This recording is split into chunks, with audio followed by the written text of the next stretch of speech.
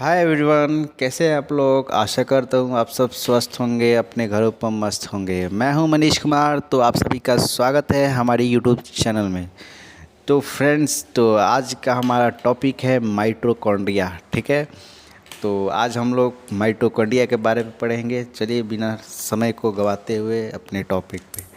तो देखिए, माइटोकॉन्ड्रिया सबसे पहले हम लोग क्वेश्चन जो भी पढ़ेंगे माइटोकॉन्ड्रिया के बारे में, वो सब इम्पोर्टेंट क्वेश्चन के बारे में ही पढ़ेंगे। ठीक है, तो सबसे पहले एग्ज़ाम में क्वेश्चन पूछा जाता है माइटोकॉन्ड्रिया। तो माइटोकॉन्ड्रिया जो है कोशिका का ऊर्जा घर कहा जाता है, पावर हाउस। माइटोकॉन्ड्रिया को कोशिका का पावर हाउस कहा जाता है। ठीक है, ये नोट रखिएगा। कोशिका का पावर हाउस किसको कहा जाता है? माइटोकॉन्ड्रिया को। अब कहा जाए माइटोकॉन्ड्रिया का खोज खोज पूछता है, तो माइटोकॉन्ड्रिया का खोज सबसे पहले कोलिकर साहब ने इसे इंसेक्ट्स में, ठीक है, कीड़ों मकोड़ों में, ठीक है, क्या किया था? माइटोकॉन्ड्रिया का खोज किया था। लेकिन क्या है कि एक्चुअल में माइटोकॉन्ड्रिया उसको कोलिकर साहब ने इंसेक्ट्स में किया था, लेकिन उस समय इसे माइटोकॉन्ड्रिया नहीं बोला गया था, उसका नाम माइटोकॉन्ड्रिया नहीं दिया गया था। ठीक है, तो खोजकर्ता कौन है? कोलिकर साहब ने। ठीक है, किस में किया था? तो इंसेक्ट्स में। उस समय माइटोकॉन्ड्रिया नाम नहीं दिया गया। अब दो वैज्ञानिक थे, ठीक है, एक थे अल्टमान एंड एक फ्लेमिंग थे। ठीक है, 1890 ईस्वी में अल्टमान ने माइटोकॉन्ड्रिया को बायोप्लास्ट कहा था। क्या कहा था? बायोप्लास्ट। किसने? तो अल्टमान ने। और दूसरे वैज्ञानिक फ्लेमिंग साहब ने इसे फियाला कहा था। क्या कहा था? फियाला। ठीक है, अब देखिए एक अब माइटोकॉन्ड्रिया नाम किसने दिया था?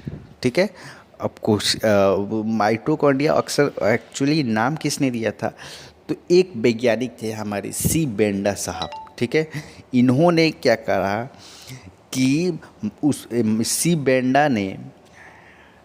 बेंडा माइटोकॉन्ड्रिया नाम देने वाले वैज्ञानिक हैं। ठीक है, माइटोकॉन्ड्रिया के नाम से बोलने वाले सी बेंडा थे। ठीक है, अब देखिए, अब मनुष्य के अंदर माइटोकॉन्ड्रिया अब सबसे पहले किसने देखा? ठीक है, तो वैज्ञानिक थे बोंजली और होर्न ने मनुष्य के लीवर में सबसे पहले, ठीक है, मनुष्य के अंदर लीवर में सबसे पहले माइटोकॉन्ड्रिया देखा था। ठीक है, किसने? तो वैज्ञानिक का नाम है बोंजले और होर्न ने। ठीक है, किसमें? तो मनुष्य के अंदर सबसे पहले लीवर में कोशिका देखा गया। ठीक है, किसमें? लीवर में। किसने देखा? तो बोंजले और होर्न ने। ठीक है, अब आते हैं इस कोशिका का संरचना के माइटोकॉन्ड्रिया का संरचना के बारे में। ठीक है, तो स्ट्रक्चर ऑफ माइटोकॉन्ड्रिया। तो माइटोकॉन्ड्रिया की संरचना, अब माइटोकॉन्ड्रिया जो है वो द्वितीय झिल्ली मतलब डबल मेम्ब्रेन पाई जाती है। ठीक है, माइटोकॉन्ड्रिया में डबल मेम्ब्रेन पाई जाती है। ठीक है, द्वितीय झिल्ली पाई जाती है। और माइटोकॉन्ड्रिया के पास अपना खुद का डीएनए होता है, जो सर्कुलर डीएनए होता है। ठीक है, अब माइटोकॉन्ड्रिया के पास अपना खुद का एक डीएनए भी होता है। ठीक है, याद रखिएगा क्या होता है? डीएनए। और इसके पास खुद का राइबोस भी होता है। माइटोकॉन्ड्रिया के पास डीएनए भी होता है, राइबोस भी होता है।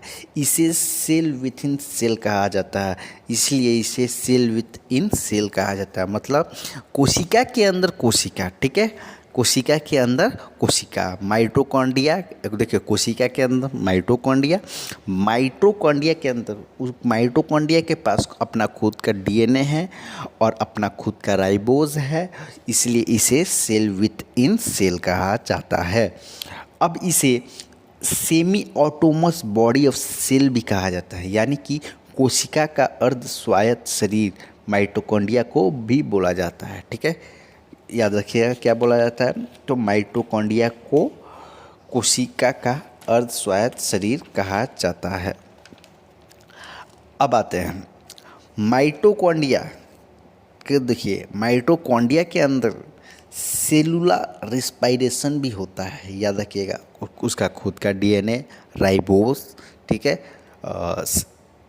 और उसका खुद का माइटोकॉन्ड्रिया के अंदर सेलुलर रेस्पिरेशन होता है, कोशिकीय श्वसन होता है। अब ये कोशिकीय श्वसन क्या है? कोशिकीय श्वसन क्या है?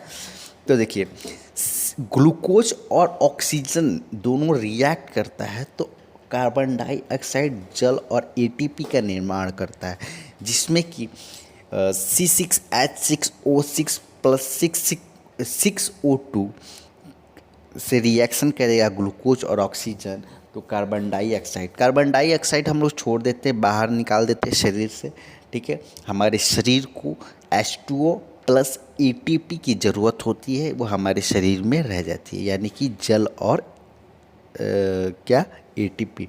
अब ये एटीपी क्या है, तो इसका फुल फॉर्म पहले जानेंगे। तो एटीपी यानी एडिनोसाइन ट्राइफॉस्फेट। ये कैसे बनता है एडिनोसाइन ट्राइफॉस्फेट? तो ये एडीपी और फास्फेट से रिएक्शन करता है, तब ये एटीपी बनता है। अब ये एडीपी नया शब्द आ गया, तो ये नया एडीपी का फुल फॉर्म जान लेते हैं। एडीपी यानी एडिनोसाइन डाइफॉस्फेट, ठीक है।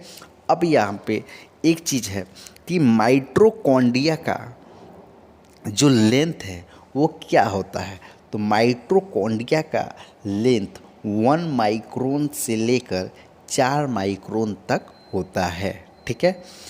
और माइटोकॉन्ड्रिया का देखिए एक संरचना होता है, एक बाहरी झिल्ली कोशिका झिल्ली होती है, और उस कोशिका झिल्ली के बाहर एक और अगर झिल्ली आ जाए तो पादप कोशिका में, तो कोशिका भित्ति होती है उस, और कोशिका पहले सबसे पहले कोशिका भित्ति, पादप कोशिका हो तो पादप कोशिका हो तो पहले बाहर कोशिका भित्ति, कोशिका झिल्ली, उसके अंदर हमारा क्या होता है, माइटोकॉन्ड्रिया होता है।